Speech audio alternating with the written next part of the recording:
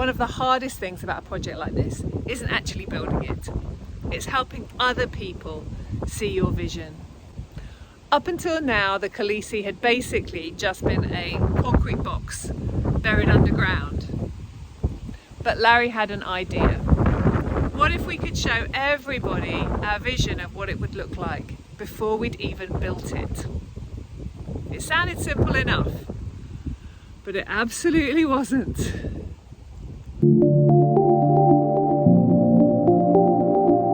Today, scaffolders arrive and we have a bit of jeopardy. The question is, in this, are they even going to get their lorry in? And if so, how far? And if they can get it in, will they get it out again? Looking back now, the scaffolding itself was never the important part. What mattered was what it represented. Up until this point, only Larry and I could really picture what this place might become. Everyone else could only see an excavated concrete structure. We realised something pretty important. People can't support a dream that they can't see. So, why are the scaffolders in so early? I hear you cry. Well, we are putting scaffolding up all along the front here because we want to demonstrate to our neighbours and to the planning people. We want to show them what it looks like and demonstrate what we're doing and being as open and honest as possible.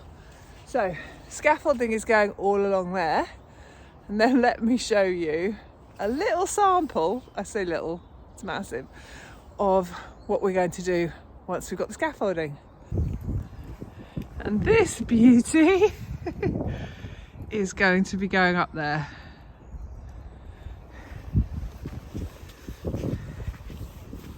This is actually what we had started calling the glass box.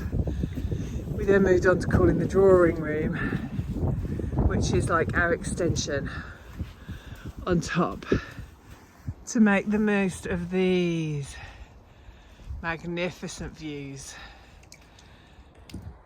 And so this is the centre. So this is going to be literally where our front door is.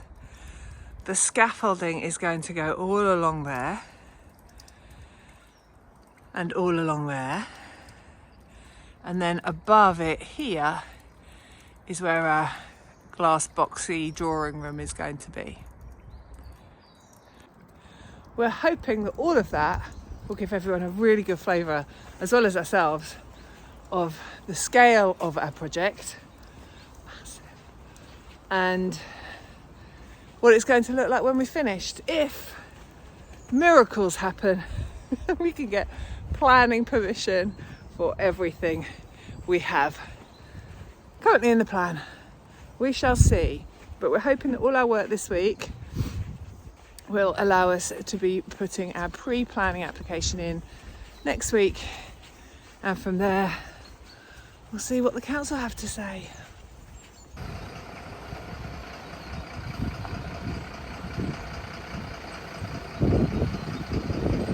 The possibility of the lorry getting stuck had been worrying us for weeks. We'd done everything we could to prepare the site, but we also knew it wasn't really ready. So when those wheels started spinning, I wasn't surprised, but I was mortified. I felt as though we'd let the scaffolders down before they'd even begun.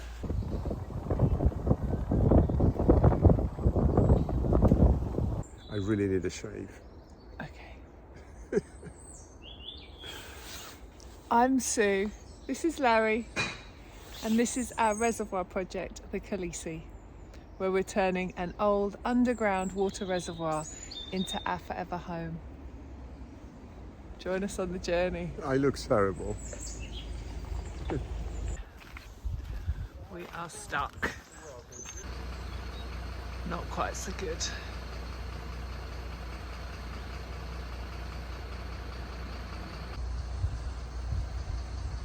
Oh dear.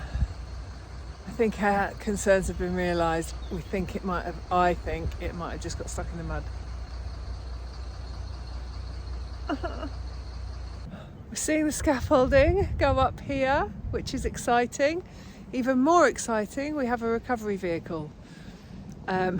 So they'll be here in a bit to tow the lorry out. And that is £160, very well spent. Thank goodness.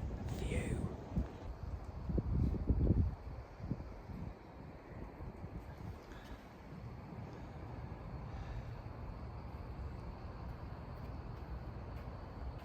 So just as the light's fading on day one of scaffolding, the tow truck is still on its way.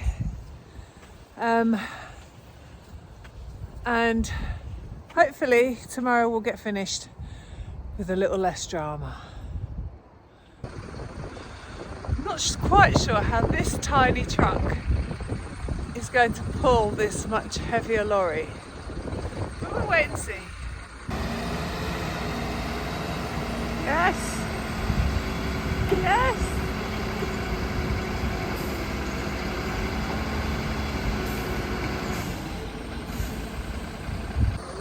Couldn't write this, but I think the recovery truck's just got stuck. And so it's getting dark. The scaffold truck's still stuck. The guys have gone home on a lift. The recovery vehicle finally got freed. Couldn't help us, and so he's left. All the fun of the building site. Day 2. Scaffold lorry drama continues. It's still stuck.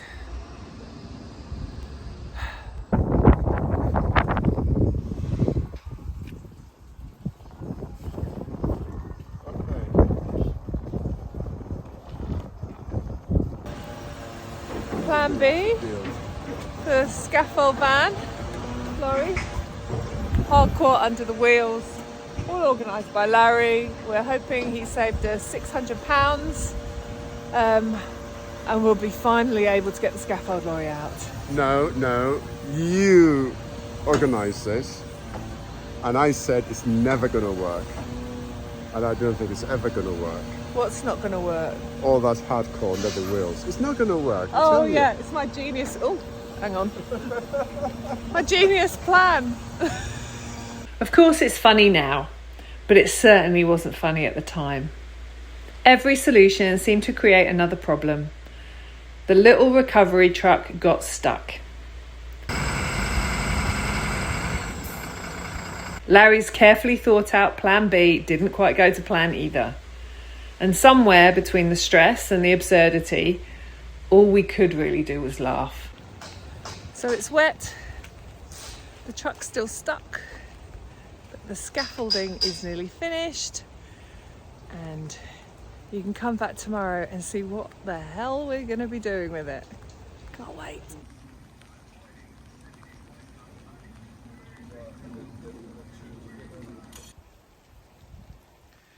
Here we are, and from the outside, this is what the scaffolding looks like. And now we're pretty much done with the scaffolding, and now we're on plan hope 3 that we can get the van out. Now that's more what we call a recovery truck.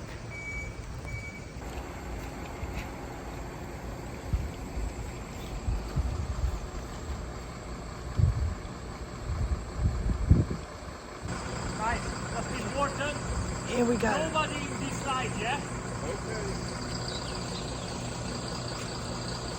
3 days earlier, we'd imagined this would be one of the easiest jobs on site. Instead, it became a reminder that even the smallest milestones on a project like this can have a habit of becoming unforgettable. It's not fast, it's not dramatic, but it's moving finally. After 3 days. What a relief.